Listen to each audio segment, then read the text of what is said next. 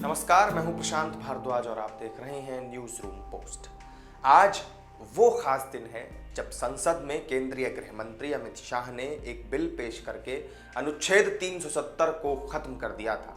साल 2019 में आज ही के दिन धारा 370 हटाई गई थी और जम्मू कश्मीर राज्य से एक केंद्र शासित प्रदेश बन गया था।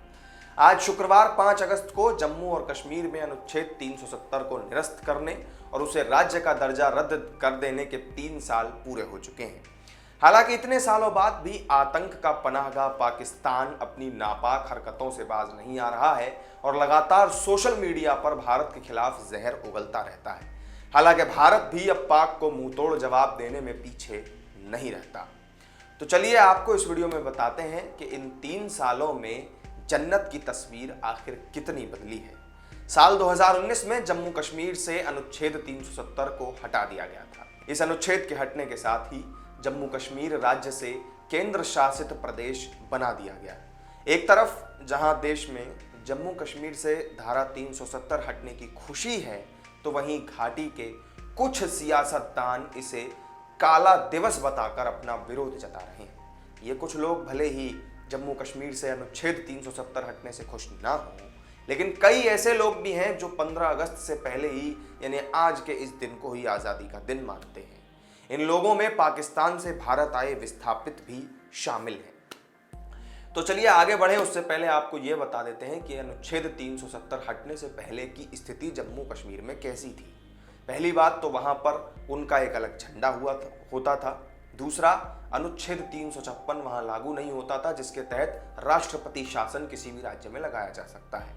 इसके अलावा तीसरी बात कि अल्पसंख्यकों को वहां पर आरक्षण नहीं दिया जाता था। इसके अलावा दूसरे राज्यों के लोग वहां पर जमीन नहीं खरीद सकते थे। आरटीआई एक्ट यानी राइट टू इंफॉर्मेशन वहां पर लागू नहीं होता था और 6 साल तक का वहां पर एक सरकार का कार्यकाल होता था, जो बाकी भारत के राज्यों में 5 साल का है। इसके अलावा जम्मू कश्मीर का जो हिस्सा है वो लद्दाख का भी था। अब दोनों को अलग करके केंद्र शासित प्रदेश बना दिया गया। फिर इसके बाद जब 370 हटी तो क्या कुछ बदलाव हुए। सबसे पहले तो तिरंगा ही वहां का झंडा बना, उनका अपना झंडा जो था उसकी मान्यता रद्द हो गई। फिर इसके अलावा अनुच्छेद 356 वहां पर लागू हो गया, यानी कि राष्ट्रपति शासन भी वहां पर अब लगाया जा सकता है।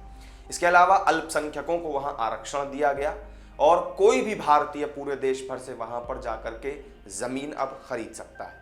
आरटीआई एक्ट वहां पर अब लागू है और 5 साल तक का ही सरकार का कार्यकाल होता है। हालांकि वहां अभी चुनाव होने की बात कही जा रही है, चूंकि केंद्र शासित प्रदेश है, विधानसभा नहीं है, तो इसलिए चुनाव होने में अभी लंबा वक्त लग सकता है। इसके अलावा लद्दाख को बाकी जम्मू कश्मीर से अलग करके एक अलग केंद्र शासित प्रदेश का दर्जा दे दिया गया।